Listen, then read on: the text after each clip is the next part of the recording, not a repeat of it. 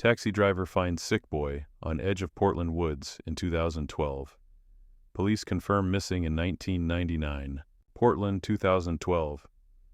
One rainy night, a taxi driver named Rick stopped at the edge of the woods because he saw a small, skinny figure standing silently under a wet tree.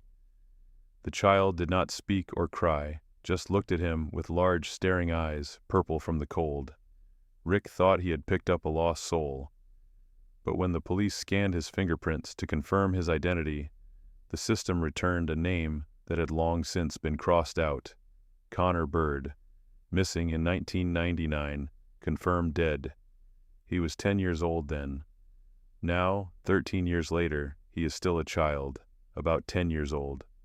His name is Connor Bird, 10 years old, born in Portland, Oregon, a boy with big eyes and a laugh that melted any autumn afternoon. He disappeared on a rainy October night right in his own backyard. No one saw him leave, no screams, just a small backpack and warm footprints in the wet ground. Connor was gone as if he had never existed, and from there the truth began to take the breather. No one heard the door open, no one saw anything, but the next morning Connor Bird was gone as if he had never existed. On the evening of October 23rd, an autumn rain was falling on the porch of their suburban Portland home. The Bird family was preparing dinner. Connor, a 10-year-old boy, had just finished his dinner and was playing alone in the backyard as usual. Susan Bird, his mother, took her eyes off him for only 10 minutes cleaning up the dishes. Then there was a sound, soft as a breath, but clear footsteps racing down the hall.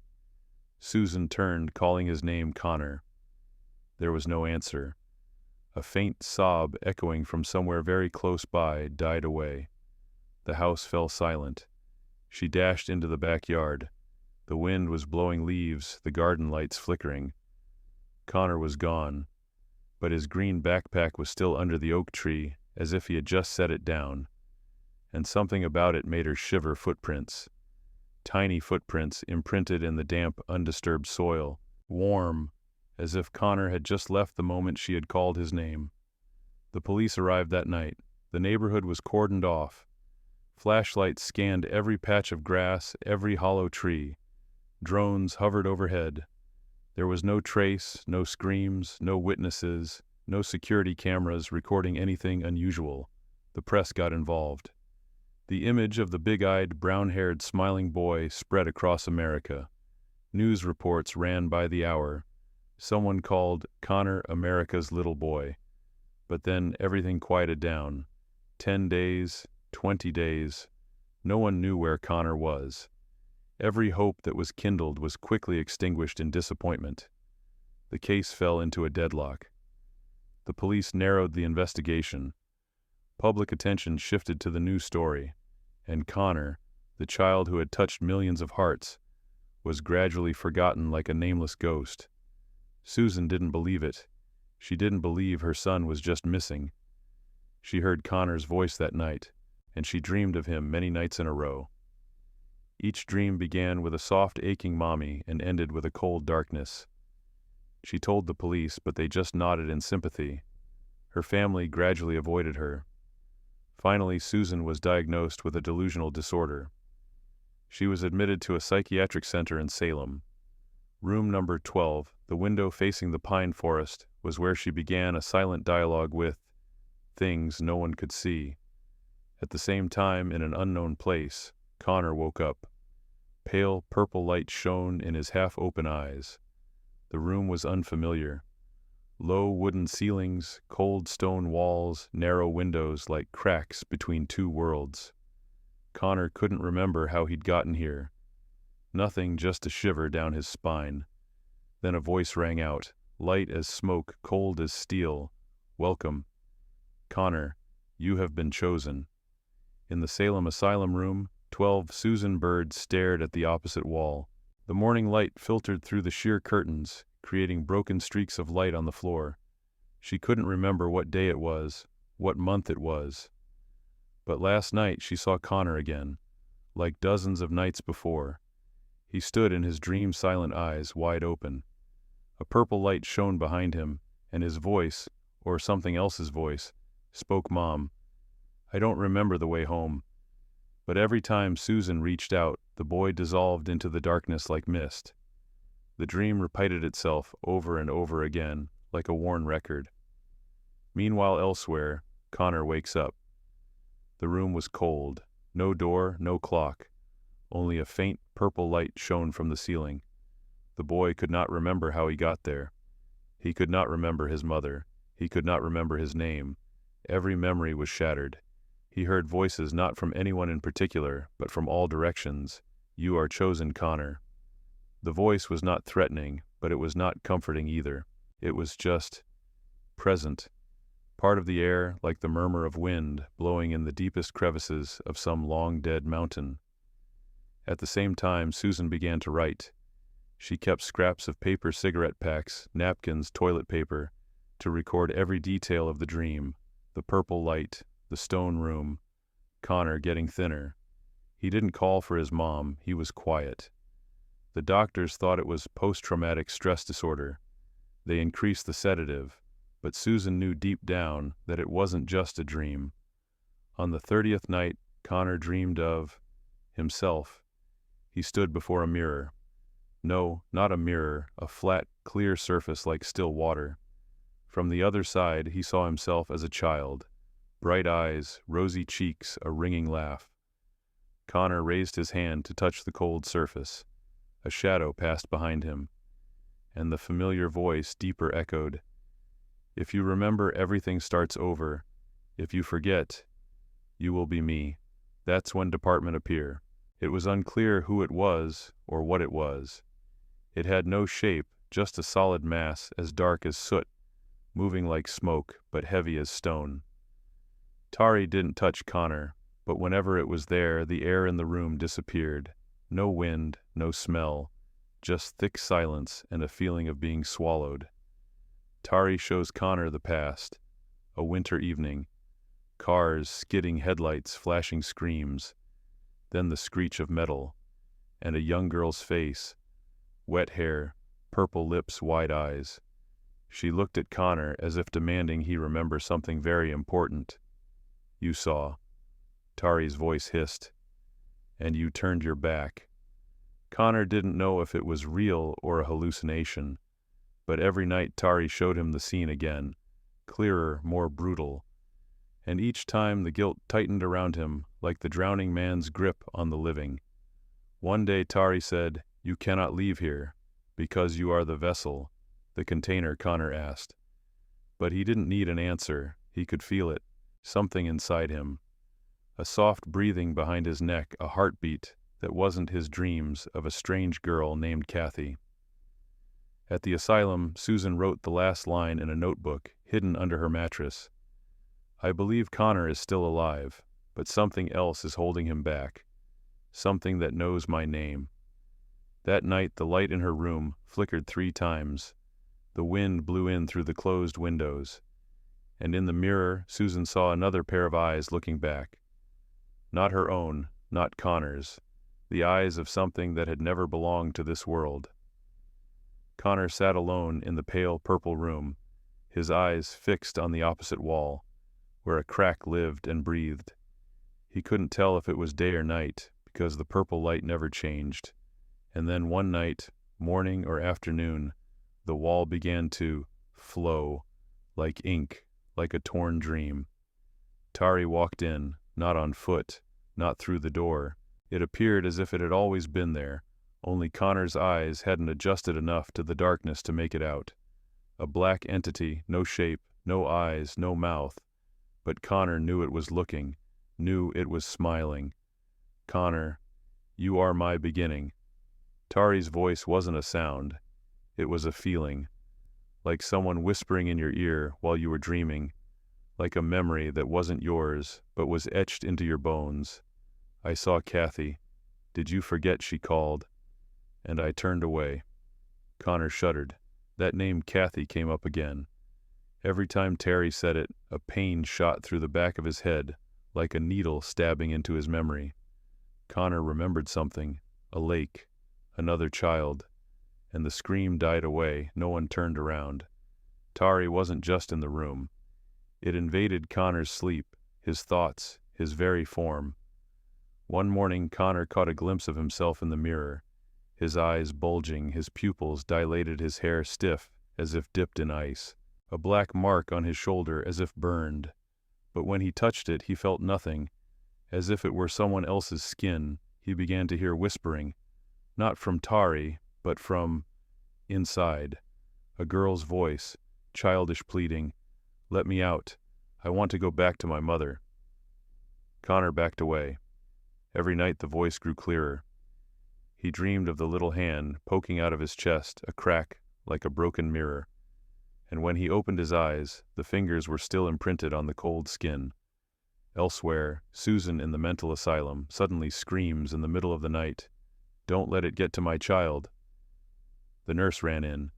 She was convulsing her eyes, rolling her mouth, repeating a single sentence. "Kathy, Terry, container." They injected her with a sedative, but as she passed out, Susan saw Connor's room again. Purple light cracked walls and a dark figure feeding strange memories into her son's head, like water from a hose into a small glass jar. Laura appeared, a red-haired woman with a piercing gaze. Who was she? A counselor at the foster care center who had signed Connor, now called Oliver, into the special welfare program. But no one knew that Laura had once been a mother. Her only daughter Kathy drowned in an unexplained accident. Laura believed that she could borrow a body to bring Kathy's soul back. She studied ancient books, traveled to Appalachia, learned lost rituals, and then found department. Tari is not a demon. She is forgotten collective memory. It is pain that has no place to be buried. It lives in souls that cannot be liberated. And to survive, it needs stank-sensitive children with memory cracks, have a moment of turning away from what is right. Connor is one of them. Laura called him Oliver as if by changing his name, he would no longer be Connor. She nursed him with trembling hands and dry eyes. Every night she placed a small mirror under his pillow, lit a black wax candle, and whispered, "Kathy, come home. You have a new home." Connor started drawing, with blood, with coal, with half-burned matches, repeating circles, sometimes a room, sometimes an eye, sometimes a door without a handle. When asked, he would only say, "She's trying to get out." The nurse at the center reported this. But Laura erased the records. She said Oliver sleepwalked. No one suspected anything, for Laura had a reputation as healing deeply wounded children. One night Tari appeared in the mirror, not with Connor, but with Susan. She was sitting on the bed, her face haggard, when the light in the room suddenly went out.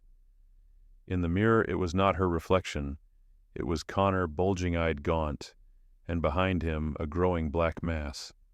Susan did not scream. She whispered, "I will take the child home." The mirror cracked.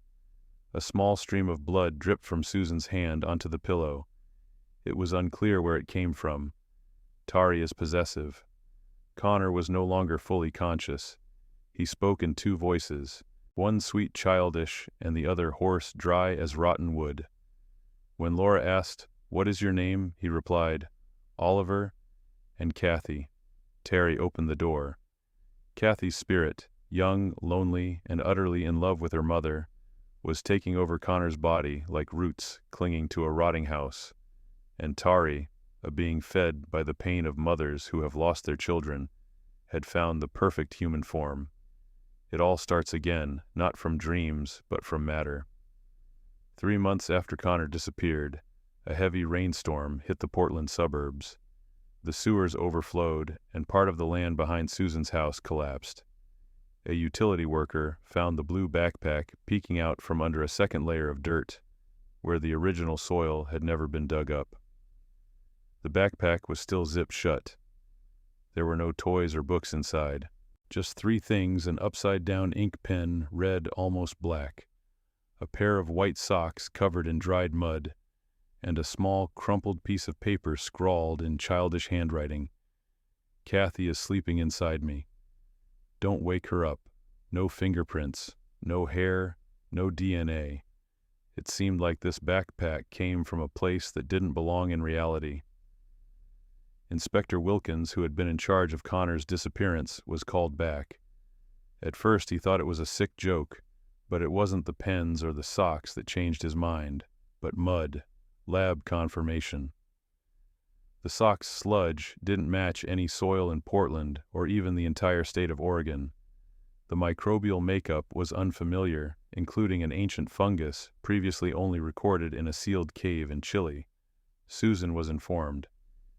She sat silently in the asylum looking at the photograph of the sock. Her eyes stopped on the mud, and then she burst out laughing. That's where he hid the children.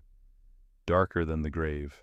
I used to dream of Connor walking barefoot in the mud, and the mud knew my name. Wilkins was not easily charmed, but the night he brought the pen home, strange things began. The pen, when placed on the table, began to leak ink, even though it was empty. The red ink flowed drop by drop, like blood forming a pool on the paper. No shape, but after 15 minutes, the drops of ink gathered into 3 words, "Tarry, wait." He immediately returned it to the evidence. But that night, Wilkins dreamed of a hospital corridor and the shuffling of a child's slippers. The last door opened, and a bulging-eyed boy, bony as a bone, pointed at him and said, "You're going the wrong way. She doesn't want me anymore. She wants Kathy." Meanwhile, Laura continued her ritual. She brought the little shoes, which had belonged to Kathy, and placed them at Connor's feet. The boy kept mumbling.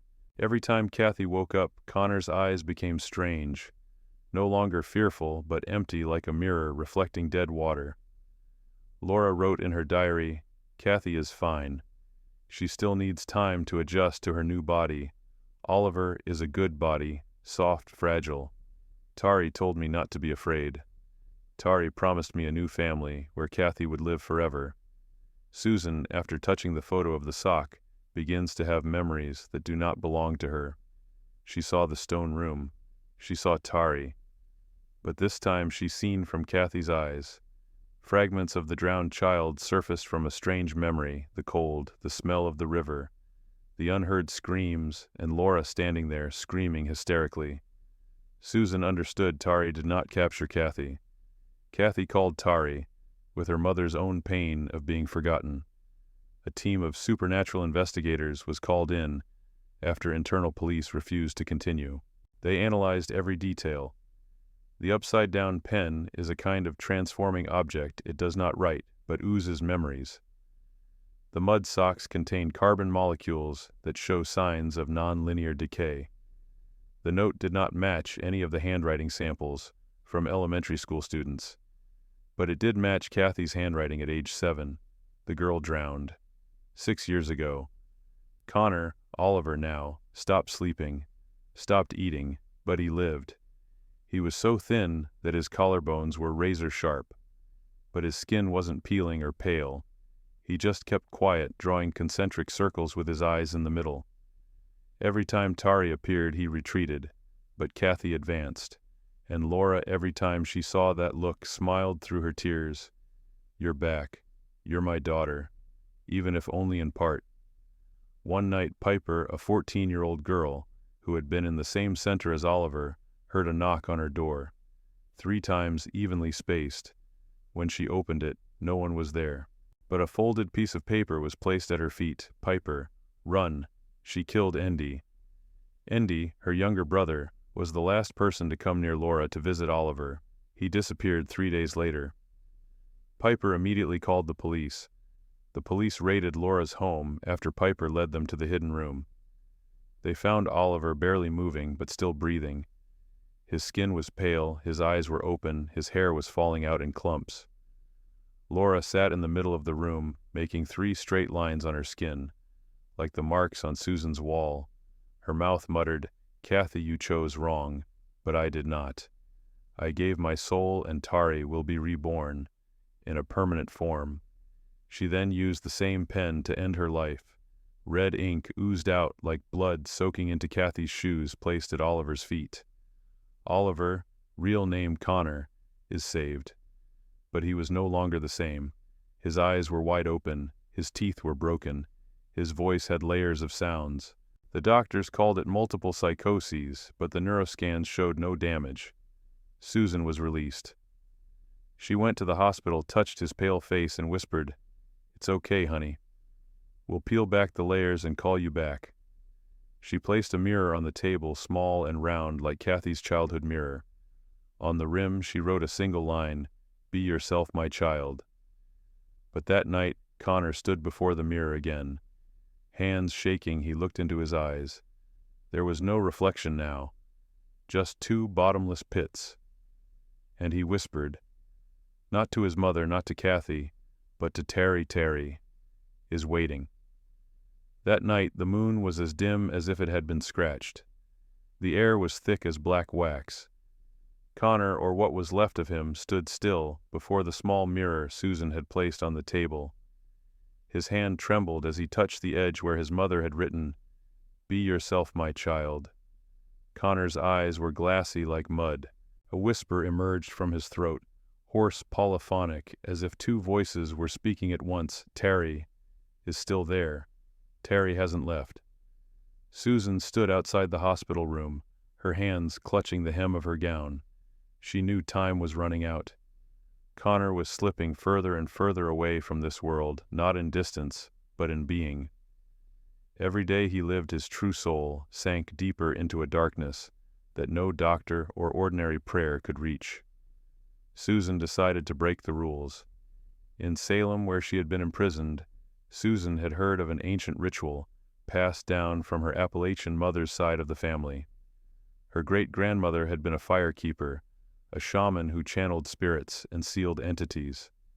Before she died, she had left behind a handwritten book filled with symbols, spells, and instructions for drawing a mirror circle, a rare ritual used only when calling between two worlds. Susan knew this was her last chance. She returned to the old house in Portland where Connor had disappeared. The backyard still bore traces of his footsteps. Under the oak tree, Susan dug up the metal box that had been buried deep inside an old photograph of her grandmother, a handful of pink salt, and a broken mirror, family heirlooms. Before dark, she gathered the three main items for the ritual. 1. Salt circle, to draw the line between the human world and the spirit world. 2. Black candle symbolizes the dark connection made from the ashes of deceased relatives. 3. Antique mirror, to reflect the soul and identify the occupying entity. Susan cleaned out Connor's old bedroom. She wiped down every picture frame, washed the floor, and left the windows ajar so the spirit could find its way. When the sun set, she turned off all the lights, leaving 4 black candles on in the corners of the room. On the floor, she drew a circle of salt, with the old mirror in the middle. She stood outside the circle, whispering the call in a trembling voice, "Connor, if you can hear me, knock 3 times. Silence. Only the wind whistling outside and the candle flickering. Second time, "Connor, it's Mom. If you remember me, knock 3 times. A minute passed. Already. Speed, speed, speed. 3 knocks. Soft, steady, like fingernails on rotten wood." Susan burst into tears. She stepped into the salt circle, her hands on the mirror. Her eyes closed. "Connor, you can go through the mirror. I'll pick you up." The wind began to blow. The window was opened. The candle burned brightly. The black flame flickered like a living thing. From the mirror, a blurry image emerged. Connor, his face aged, his eyes sunken, his lips chapped. But he was still him. Beneath the horror, the eyes of a child who had once smiled in his mother's arms. But as Susan reached out to touch the image, faded, and what appeared next wasn't Connor, but his department. No longer the black mass it had been before. Tari had taken on a more defined shape, now human, but without features. Just a mass of gray skin eyes, completely black, and a mouth that was half open like a slit. It did not utter a word, but suddenly 3 black handprints appeared on the wall, wet, blurred like burn marks, and a blood-scribbled line, "You have the wrong person. Connor is gone. Tari is waiting." Susan stepped back, collapsing. She understood. She wasn't connecting with Connor. She was connecting with Tari, the entity that had completely taken over her son's soul. But Susan did not give up. She came to Raymond Keener, a Cherokee man who helped families find missing loved ones under mysterious circumstances. Keener lived in seclusion in the mountains, but a journalist filed a profile of him as a shadow caller, a nickname given to him by those he had helped. Keener agreed after looking Susan in the eye. "You're not calling a spirit. You're calling an entity, and if you're not careful, you'll be contracted by it." Keener offers a final solution: mirror circle reflection, an extremely rare ritual that requires 8 mirrors placed at 4 right angles, intersecting to create a diagonal axis of light.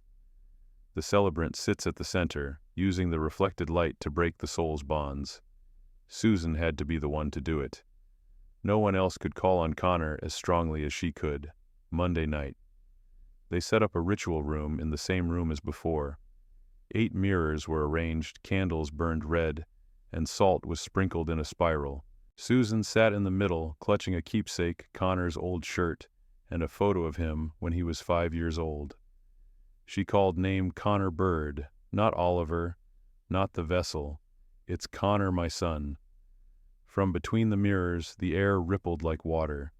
A twisted shape emerged, not Terry, Connor, his face cracked like porcelain, his lips trembling. "Mom, it's cold. I miss you." Susan sang, choking with emotion, the lullaby that had once lulled him to sleep. The melody was wavering and weak, but it rang out through the chaos like a lost light in a dark forest. Tari screeched.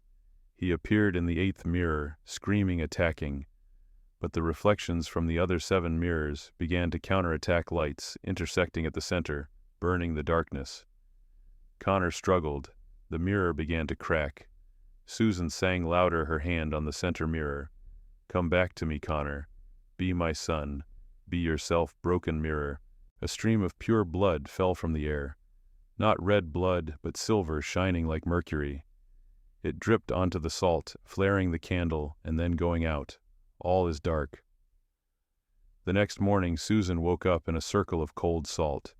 All the mirrors were cracked, the candles were burned out. In the middle of the circle was a boy, thin, pale, but alive. His eyes were closed, his arms holding an old photograph. "Connor is back," but in his fitful sleep, he whispered a sentence, so softly that Susan had to lean close to hear Terry is waiting. Connor was back, back to his mother, to his real name, to the reality that was once his. But returning does not mean liberation. Connor didn't say much. He just sat by the window, staring at nothing. His thin, twig-like hands kept tapping the wooden chair. 3 times, then stopping. 3 times, then stopping. A habit that had become a signal. Susan knew the thing inside her son was still there. Tari wasn't gone. And he, Connor, wasn't really gone. Wake up. Raymond Keener, who had helped Susan with the mirror circle, returned. This time he brought a hand-drawn map filled with shadow-on-shadow locations where the line between the real and the supernatural is at its thinnest. Connor isn't just haunted. Keener said he's being intermediate container. Tari has tied a soul bond. If not removed properly, Connor will beswallow like a flame encased in glass, not burning, not extinguished, existing only to light up other entities. They decided to return to their house, Laura, the woman who started it all. Even though Laura was dead, the house was still sealed off. No one dared to clean or destroy it. Neighbors said that every night they could still hear lullabies coming from the basement, even though no one was inside. Piper, the girl who escaped, agrees to lead them to where Laura performed the ritual. The basement door opened with a long screech, revealing a rotten wooden staircase. The smell of ash and dried blood mixed with the thick air. In the middle of the basement is an altar, Kathy's photo, old shoes, and ritual book Laura's. Keener flipped through the pages, ancient symbols describing how to seal the soul into a vessel, a method that only appeared in 16th century pagan revival rituals. There is a passage written in italics in crazy handwriting, "Connor's weak. The crack is obvious. Kathy's 3 steps in. Tari says one more. One last ceremony. Moonlit night. Keener understood Tari was waiting for the final ritual to complete the fusion of Kathy's soul and Connor's body. When that happened, Connor would be erased from all planes of existence, not just dead, but never having existed. They decided to organize cutting the thread, but this is an extremely dangerous ritual. The celebrant must guide the soul between the 2 worlds and voluntarily become a bridge to break the bond. If the soul refuses, the bridge will be broken in reverse, and the celebrant may besoul. Susan, without hesitation, accepted the role. On the night of the full moon, when the full moon is at its peak, spreading its light evenly in all 4 directions, the room is prepared as before mirror circle candles salt. But this time they set up an additional soul guide, 8 wooden sticks soaked in sacrificial blood, placed in the shape of an 8-pointed star. Connor was placed in the middle, eyes still blank mouth, whispering continuously, 3 steps, Tari. Kathy, 3 steps, Tari. Susan entered the circle dressed in white, holding the first photo of her and Connor in the hospital when he was born. Keener chants, mirrors shake, salt flies, candles burn unusually high. Susan closed her eyes and placed her hand on her son's forehead. Connor, it's me. Not calling any other spirit, just you. Can you hear me? A black smoke rose from Connor, snaking like a snake slithering out from his forehead, forming Tari's twisted face. He didn't speak, just hissed his heavy breath, hammering against Susan's heart. Tari reached down to Connor's chest, pulling out Asmal figure wet hair, wide eyes. Kathy. The little girl didn't scream. She just looked at Susan and whispered, "My mother promised to let me live." "Why didn't you let me have a body?" Susan shook her head, tears welling up. "You're not wrong for wanting to live, but not in someone else's body. Connor is your son too." Kathy's soul cried, "I miss my mom." Tari began to twitch, screaming in a broken voice, "Don't let it go. We've got the tank. It's almost there." Connor shivered. He opened his mouth, speaking for the first time in weeks, "Mom." Susan sang the old lullaby. The melody carried on the wind through the smoke to Kathy's soul. She looked at Susan one last time. Then she turned to Tari and said, "I don't want to do that anymore. I miss my mom, but not as much as Connor misses his mom." Tari screamed. But at that moment, Keener shattered one of the 8 blood pillars, cutting off the connection. The light from the 8 mirrors intersected, creating a flash of lightning that shot straight up to the ceiling. Tari dissolved into ashes. Kathy smiled, then dissolved into white light, like a cloud spirit floating up. Connor fell. Susan rushed to hug him. On his forehead there was no longer a crack. Only a pink mark remained, like the lipstick mark his mother had put on his forehead when he was a child. He opened his eyes and looked at his mother. "For the first time with eyes belong to you. Mom," he whispered and hugged Susan tightly, as if he never wanted to let go. Weeks later, experts deemed Connor neurologically stable. No brain damage, no confusion. But no one could explain why Connor's fingerprints, when scanned through the security system, had changed. It was as if someone else had used the body, leaving a faint but not entirely matching trace. Susan took Connor home. The old room was renovated, the mirror removed, but the small mirror was still there, placed upside down as if sealing away all memories. She put another line on the table, "I'm back. But don't look back." But then one fall night, Susan woke up and didn't find Connor in the room. She ran downstairs and found him sitting in front of the mirror, head raised, whispering, "Mom, I didn't look. But I still heard." The mirror's light trembled slightly, and a whisper came from afar. "Tari is still somewhere."